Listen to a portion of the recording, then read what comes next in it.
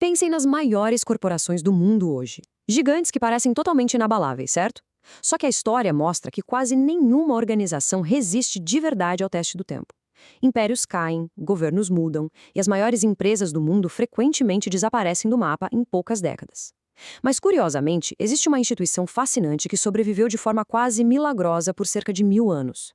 Ela passou por guerras, revoluções, crises econômicas e saltos tecnológicos absurdos. Estamos falando, claro, da universidade. Na nossa análise de hoje, a gente vai desvendar esse mistério. Como é que essas entidades tão complexas e muitas vezes cheias de conflitos conseguiram ser tão incrivelmente resilientes? E mais, por que entender essa estrutura histórica é absolutamente crucial para entender como produzimos conhecimento hoje? Para colocar isso em perspectiva, vamos olhar para os números, porque o contraste é simplesmente chocante. Se a gente pegar gigantes da Fortune 500 agora, de 2024, só 57,2% delas têm mais de 50 anos de idade. Basicamente, a vida de uma mega corporação é jovem, rápida e fugaz. Mas olha que loucura. Se a gente olhar para as 500 universidades americanas mais ricas, impressionantes 98,6% delas já passaram de meio século. A sobrevivência da academia não é medida em décadas, é medida em séculos. É uma permanência ancestral que simplesmente não existe no setor corporativo. O que nos traz a nossa grande questão central, o verdadeiro mistério que a gente precisa resolver. Como é que entidades tão diferentes entre si, cheias de divisões internas, debates acalorados e departamentos que às vezes nem se falam, conseguiram deixar quase todas as outras instituições humanas comendo poeira? Qual é o segredo para prosperar e se reinventar continuamente, desde a Idade Média até o nosso século XXI? Para desvendar isso, a gente vai seguir um caminho bem direto. 1. A estrutura híbrida secreta. 2. Das guildas aos diplomas. 3. Hotelaria e franquias esportivas. 4. A batalha pelo controle. E, para fechar, 5. A ascensão da grande ciência. Então, vamos começar pelo nosso primeiro ponto, a estrutura híbrida secreta, que é uma fórmula organizacional única. A grande sacada dessa longevidade inabalável é o que chamamos de modelo híbrido. Não dá para pensar na universidade como uma corporação normal, com o chefe mandando e o resto obedecendo. É mais como uma aliança inusitada. De um lado, a gente tem uma espécie de cooperativa de professores com uma baita autonomia intelectual. Do outro lado, tem uma entidade corporativa completamente independente. Pensem em conselho de curadores ou administradores. O trabalho principal dessa galera? Proteger o dinheiro, o imenso capital da instituição. Esse equilíbrio é brilhante. Ele garante que grandes doações sejam protegidas, ao mesmo tempo que dá aos acadêmicos a liberdade para explorar o desconhecido sem a pressão de ter que dar lucro na semana que vem. Mas aí a gente se pergunta por que alguém super inteligente escolheria esse ambiente tão peculiar? Lá fora, no mercado de trabalho, essas pessoas brilhantes ganhariam montanhas de dinheiro. Na academia, o retorno financeiro é, convenhamos, bem menor. A compensação? O puro e simples gosto pelo conhecimento. É o tipo de coisa que atrai gente intensamente curiosa. Lá no século XII, por exemplo, o estudioso Pedro Abelordo abriu mão de herança e glória só para poder debater e aprender. A universidade basicamente diz: a gente paga menos, mas você tem liberdade total para focar nas suas maiores obsessões intelectuais. E funciona. E isso nos leva à nossa segunda parte, das guildas aos diplomas, as nossas origens medievais. Imagina o seguinte, Europa, anos 1100. Professores independentes e estudiosos começam a se juntar em cidades como Paris e Bolonha, puramente para atrair mais alunos. Em 1155, a Universidade de Bolonha ganha até reconhecimento oficial. Basicamente, esses estudiosos formaram guildas, bem no estilo dos artesãos da época, para barrar concorrentes e ganhar direitos políticos. Aí, nos anos 1200, caiu a ficha. Eles perceberam que podiam emitir licenças de ensino. Essas licenças evoluíram para o que hoje a gente chama de diploma. A coisa foi crescendo, com as primeiras moradias estudantis surgindo na Sorbonne por volta de 1250 e continuou evoluindo até, muito tempo depois, a criação do primeiro laboratório de ensino prático em 1824. Mas tem um detalhe fundamental aqui sobre a grana. Antigamente, os professores pré-modernos eram tipo empreendedores solo. Eles negociavam o preço e recebiam direto dos alunos. Se o professor fosse bom, ele ganhava mais, não dependia de nenhuma corporação maior. Hoje, o jogo virou. Nas universidades modernas, o aluno paga a mensalidade pesada para a instituição e a instituição é que paga o salário do professor. Essa mudança no fluxo do dinheiro alterou completamente os incentivos e, sem surpresa nenhuma, plantou a semente para brigas feias que viriam pela frente. E a principal tensão acontece exatamente no dia a dia, a disputa entre o tempo de dar aula e o tempo de fazer pesquisa. No começo, ensino e pesquisa são melhores amigos. Um pesquisador de ponta traz coisas novas e super atuais direto para a sala de aula. Mas existe um limite. Chega uma hora em que focar muito na pesquisa começa a devorar o tempo das aulas. E aí está o problema. Os professores preferem, por natureza e vocação, mergulhar de cabeça nas pesquisas.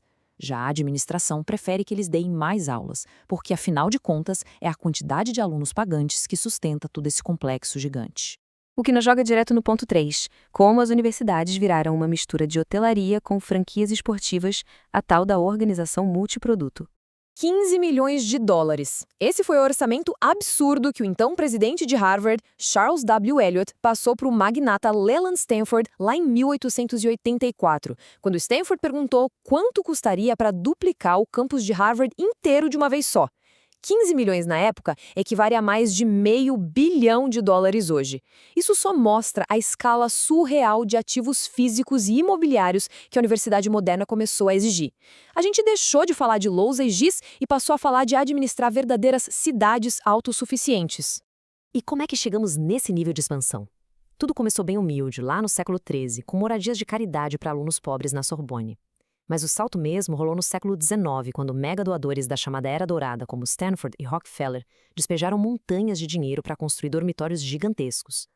Nos anos 1930, outros milionários bancaram a cópia do modelo britânico de residências para Harvard e Yale. Mas a parte mais engraçada de tudo isso, os famosos e gigantescos estádios esportivos universitários nos Estados Unidos não foram ideia da administração, nem de professores brilhantes. Foram os próprios alunos da graduação e os ex-alunos apaixonados que pressionaram a universidade a entrar nesse negócio maluco de franquias esportivas, tudo para criar um senso de comunidade. Chegamos então ao ponto 4, a inevitável batalha pelo controle entre o corpo docente e os administradores.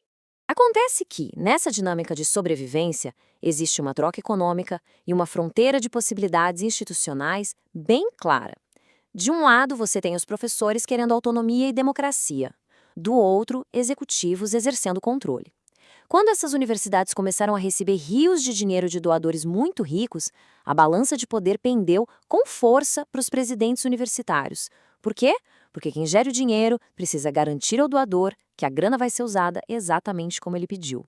E os professores, que estavam acostumados a mandar em quase tudo, ficaram profundamente frustrados com essa perda de poder durante a virada para o século XX. E a situação ficou insustentável. Administradores com todo esse poder começaram a demitir professores que falavam coisas polêmicas ou que batiam de frente com a gestão. A resposta dos professores foi pesada.